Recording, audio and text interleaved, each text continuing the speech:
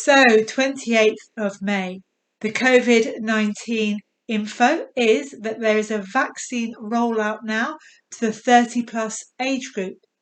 Vaccination sites plus easing of restrictions since May the 17th here in Oxford in the UK.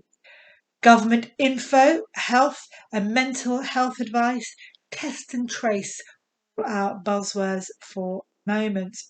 So Oxford Health is the lead provider for our large vaccination sites across Oxfordshire, Buckinghamshire and Berkshire West Reading.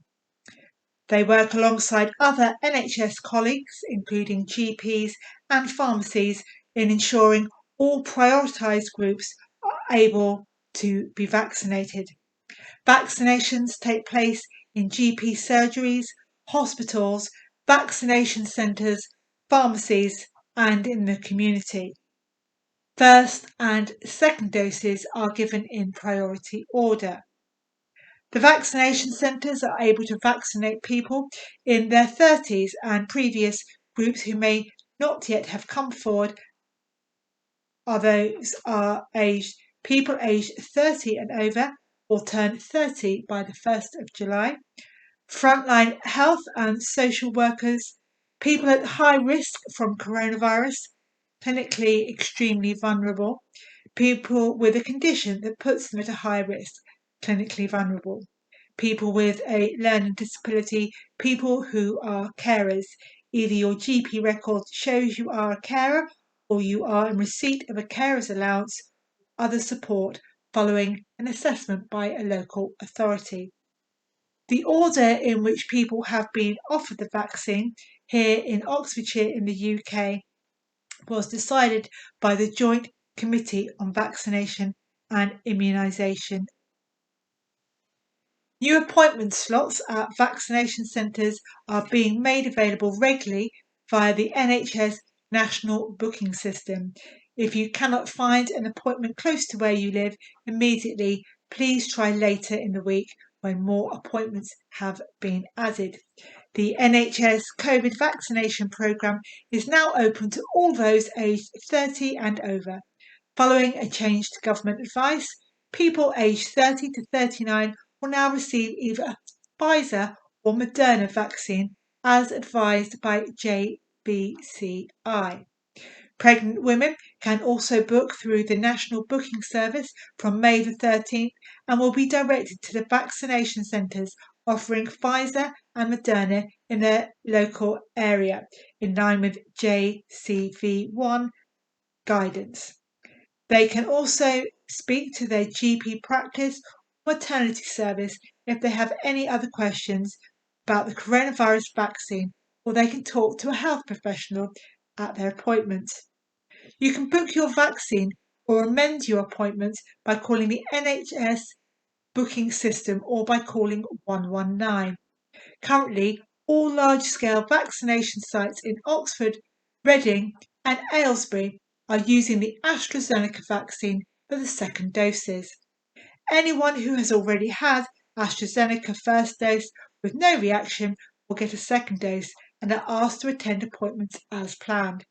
If you had a serious side effect other than a sore arm or mild headache, speak with your GP for further advice. The Gutman, the large-scale vaccination site at Stoke Mandeville Stadium, Aylesbury, is using Pfizer. The Kassam Vaccination Centre in Oxford is administering Pfizer. The Majeski Stadium in Reading is using Moderna. At all sites, first dose appointment slots for eligible groups are opened up via 119 or the online national booking system as soon as they become available. Further information on the COVID-19 vaccination rollout can be viewed on the government.co.uk site. National COVID cases and deaths as of Friday, May the 28th. Total number of lab confirmed UK cases 4,477,705. Daily number of lab confirmed UK cases 4,182. Total number of COVID-19 associated UK deaths 127,768. Daily number of COVID-19 associated UK deaths 28th May 10. Government data can be found on the gov.uk site, including confirmed cases by age and sex. Coronavirus restrictions from May the 17th. You should continue to work from home if you can. When travelling within the UK, you should aim to do so safely and plan your journey in advance. You should get a test and follow the stay-at-home guidance if you have COVID-19 symptoms. Gathering limits will be eased. Outdoor gatherings will be limited to 30 people and indoor gatherings will be limited to 6 people or 2 households. Each household can include a support bubble if eligible. New guidance on meeting friends and family will emphasise personal responsibility rather than government rules.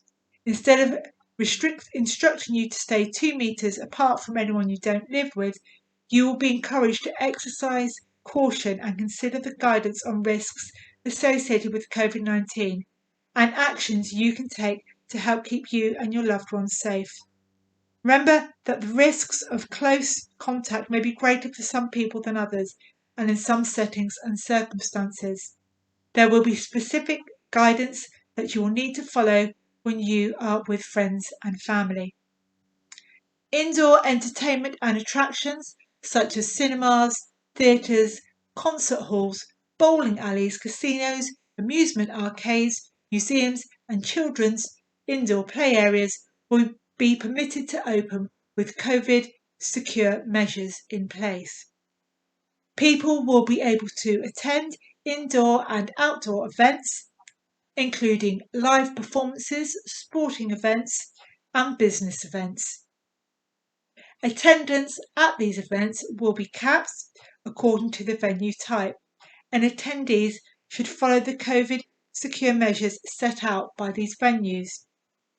Indoor hospitality venues such as restaurants, pubs, bars and cafes can reopen. Organised indoor sport will be able to take place for all. This includes gym classes. This must be organised by a business, charity or public body, and the organiser must take reasonable measures to reduce the risk of transmission. All holiday accommodation will be open, including hotels and B&Bs. This can be used by groups of up to 6 to 2 households. Each household can include a sport bubble if eligible. Funeral attendance will no longer be limited to 30 people, but will be determined by how many people the COVID-secure venue can safely accommodate with social distancing. Limits at weddings, wakes and other commemorative events will be increased to 30 people. Other significant life events such as bar mitzvahs, christenings will also be able to take place with 30 people. The rules for care home residents visiting out and receiving visitors will change, allowing up to 5 named visitors, 2 at any one time, provided visitors test negative for COVID-19. All higher education students will be able to access in-person teaching. Support groups and parent and child group gathering limits will increase to 30 people, not including under 5s. There will no longer be a legal restriction or permitted reason required to travel internationally. There will be a traffic light system for international travel, and you must follow the rules when returning to England, depending on whether you turn from a red, amber or green list country. If you are clinically vulnerable and you are no longer advised to shield, however, you should continue to follow the guidance for people who are extremely vulnerable and advised to continue taking extra precaution to protect yourself. It is important that you continue to keep the number of social interactions you have low and try and limit the amount of time you spend in settings where it is difficult to maintain social distancing. You can download the NHS COVID-19 app to log any of your symptoms, book a test, or get alerts of cases nearby. If you've got symptoms, book a test. If you have symptoms of COVID-19, it is important that you get a test. Call 119, book a test online. Symptoms and what to do, self-isolation if you or someone lives with symptoms, and more info can also be found on this app. Mental health advice. Our 24/7 mental health lines with trained advisors are here to help in all regions covered by Oxford Health. This includes Buckinghamshire, Oxfordshire, Swindon, Wiltshire, and Bath and North East Somerset. Oxfordshire and Buckinghamshire adults and young people ring NHS 111 or visit 111.nhs.uk and you will have contact with an advisor who will direct you to the appropriate care and support. For children and young people, not adults, Bath and North East Somerset 01865 903 3889, Wiltshire 01865 90 333, Swindon 01793 463 177. For mental health advice, see Every Mind Matters for 10 tips to help you if you're worried about coronavirus. Pregnancy advice, if you're pregnant and worried about coronavirus, you can get advice. And domestic abuse, the household isolation instructions as a result of coronavirus does not apply to you if you need to leave your home or to escape domestic abuse. 1 in 3 people who have coronavirus have no symptoms and will be spreading it without realising it. So act like you have it and don't meet up with others where possible. So hands, wash your hands regularly for 20 seconds. Face, wear a face covering indoors where social distancing may be difficult and where you will come into contact with people you do not normally meet. Space, stay 2 metres apart from people you do not live with, or 1 metre with extra precaution in place. Groups of 6 people or 2 households are allowed to meet outside in fresh air where the virus disperses more easily. Face mask exemptions.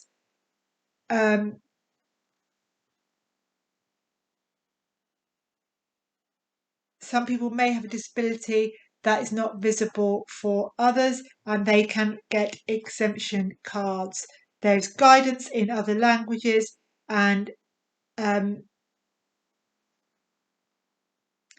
if you need any more information, have a look at the gov.uk site. So we are no longer in lockdown, appears to be the message, but if you are clinically vulnerable or elderly, to take precautions.